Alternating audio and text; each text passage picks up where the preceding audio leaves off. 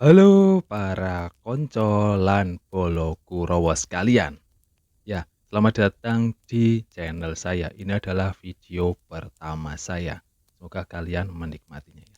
Ya, buat teman-teman, apakah kalian pernah mengalami kejadian mistis, sesuatu yang berkaitan dengan dunia gaib? Ya, memang kayaknya enggak semua orang pernah mengalami dan merasakan kejadian mistis yang berhubungan dengan dunia-dunia gaib seperti itu ya, teman-teman. Mungkin hanya segelintir orang aja yang pernah benar-benar merasakan, hubungan dari kejadian mistis ini.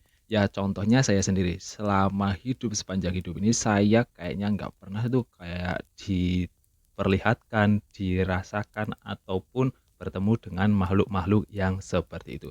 Tapi ada satu kejadian yang sampai saat ini membekas dan apa ya, bisa dikatakan itu adalah sebuah pelajaran untuk saya. Dan kisah ini bermula mungkin kurang lebih 17 tahun yang lalu. Yuk kita flashback ke 17 tahun yang lalu ya. Jadi mungkin sekitar 17 tahun yang lalu di mana saya saat itu sedang, duduk di bangku SD mungkin.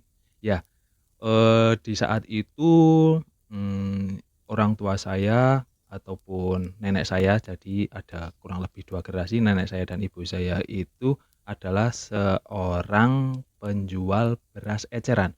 Mereka itu punya, apa ya istilahnya, punya langganan untuk menjual beras mereka itu di kota. Saya itu kebetulan tinggalnya di desa gitu ya, dan jarak untuk ke kota itu kalau untuk dulu saya itu seringnya, eee, biasanya jalan atau enggak ya naik angkot atau enggak yang murah ya naik sepeda. Nah, di waktu saya kecil mungkin di waktu umur 4 5 tahun saya sering ikut nenek saya sama ibu saya jualan. Dan seiring bertambahnya waktu nenek saya sudah mulai jarang ikut nih. Nah, di waktu SD itu saya udah mulai pinter naik sepeda. Jadi untuk bersepeda sendiri ke kota itu saya juga udah cukup berani dan kala itu ibu saya yang meneruskan usaha berjualan beras eceran lah kasarannya seperti itu. Dan seperti biasa saya membantu ibu saya, ikut ibu saya berjualan beras eceran itu ke langganannya ataupun mencari pelanggan baru seperti itu. Setiap hari saya, melakukan aktivitas seperti itu ya, guys, ya. Dan sampai, suatu saat saya ikut ibu saya berjualan beras. Nah, posisinya ibu saya kan membawa beras ya pakai sepeda ontelnya, sepeda jenggy lah, sepeda ontel yang ada, boncengannya di belakang. Nah, boncengan di belakang itu dipergunakan untuk membawa beras kalau yang di depan itu udah penuh. Jadi kadang ibu saya membawa beras itu full depan sama belakang. Nah, saya pakai sepeda sendiri di belakangnya, kadang di depannya ataupun di sampingnya karena ya udah mahir bersepeda sendirilah kasarnya seperti itu ya, guys, ya. Dan di suatu kejadian itu, saya kan posisinya di belakang ya, ibu saya cukup jauh di depan nih, dan sudah sampai ke tempat langganannya biasa, terus melakukan akad jual beli, bla bla bla, inilah itulah, terus terus udah mencari pelanggan baru lagi sampai waktunya itu udah hampir asar kalau nggak salah waktu itu ya. Waktu itu udah hampir asar, terus, saya dan ibu saya memutuskan untuk pulang. Nah, di perjalanan pulang inilah saya dari jauh itu melihat sebuah kertas yang tergeletak di jalan raya itu. Jalannya itu nggak terlalu ramai, nggak terlalu sepi. Nah, di jalan raya itu saya perlahan mendekati kertas, kok kertas ini familiar banget gitu loh. Kertasnya itu warna merah dan ukurannya itu seukuran uang kertas. Semakin saya dekati, ternyata bener uang pecahan 100 ribuan. Nah, siapa yang nggak, hoki banget lah perasaan saya, wah hoki banget nih, bejo banget nih, beruntung banget nih dapat uang 100 ribu. Saya ambillah uang itu, dikala tahun itu 100 ribu ya udah menurut saya gede banget, bisa beli mainan, bisa beli jajan, bisa beli apa-apa seperti itu pikiran saya. Nah, saya ambillah duit itu, saya kantongi, tanpa ketahuan ibu saya yang udah, melaju di depan kasarnya seperti itu. Dan, udah nih, udah cukup jauh dari TKP saya mengambil uang pecahan 100.000 itu ya, cukup jauh cukup jauh. Nah, di hati dan pikiran saya ini mulai cukup bergejolak nih teman-teman. Ini antara duit saya mau ambil saya buat beli jajan, buat beli mainan, buat beli kebutuhan, ataupun saya, kasihkan ke ibu saya. Tapi saya pikir-pikir lagi, wah ini kan duit nemu, barangkali nanti yang punya mencari ataupun ada, eee, apalah seperti itu ya. Jadi di hati dan pikiran saya ini bergejolak, "Nah, ini mau duit mau saya ambil atau saya kembalikan lagi ya?" Nah, akhirnya setelah berpikir cukup panjang, cukup lama dengan usia anak SD kala itu, saya memutuskan untuk membuang lagi duit itu. Saya buang lagi lah istilahnya, saya buang lagi di jalan. Nah, setelah saya buang duit itu, saya lempar duit itu, kemudian saya, bersepeda lagi, melaju agak lebih cepat nih. Saya hampir, menyalip ibu saya mendekatkan posisi sepedanya di dekat ibu saya. Sampai ke suatu jalan yang cukup ramai, ibu saya berhenti, sepedanya dituntun, saya juga ikut berhenti, sepedanya saya tuntun juga. Dan kemudian, ini sesuatu yang cukup apa ya, entah ini kejadian gaib ataupun apa, saya juga kurang tahu, Kang. Di penglihatan saya, ibu saya itu udah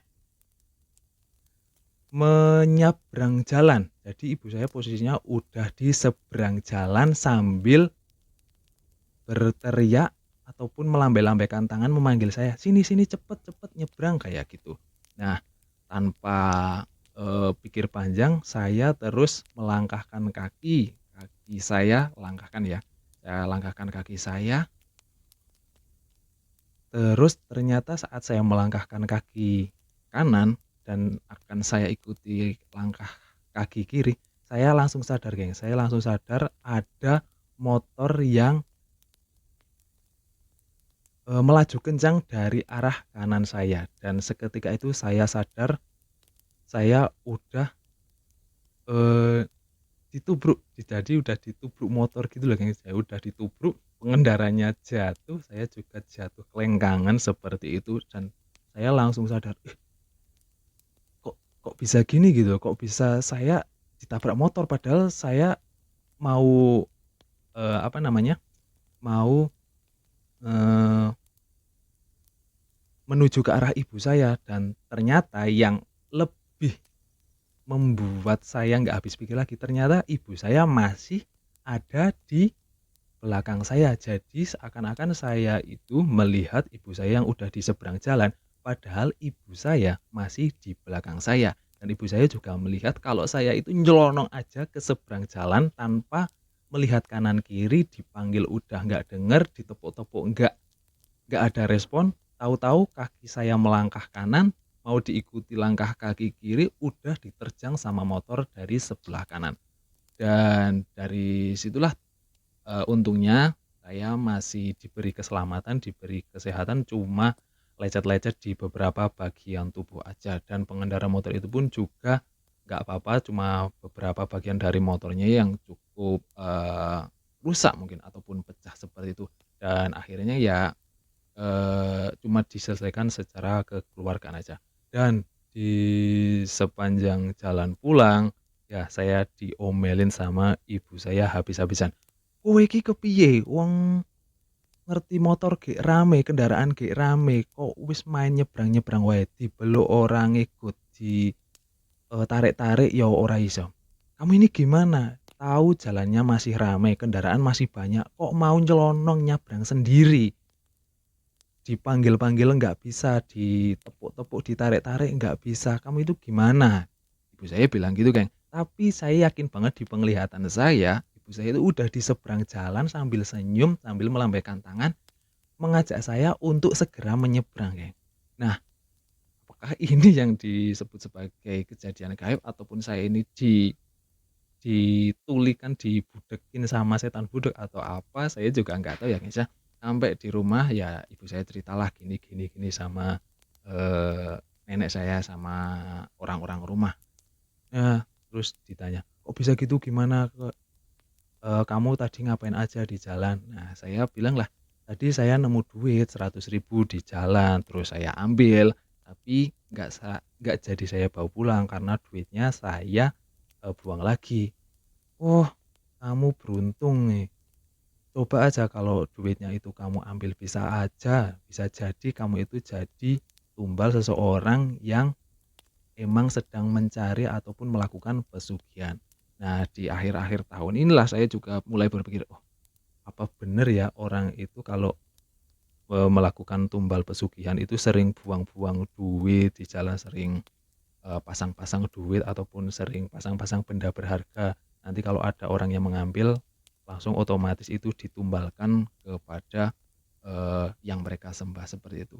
Ya, saya juga nggak tahu, tapi karena kejadian itulah ada satu pelajaran yang saya ambil. Saya sampai sekarang kalau ada duit di jalan, ada dompet di jalan, ada apa-apa di jalan, saya nggak pernah berani mengambil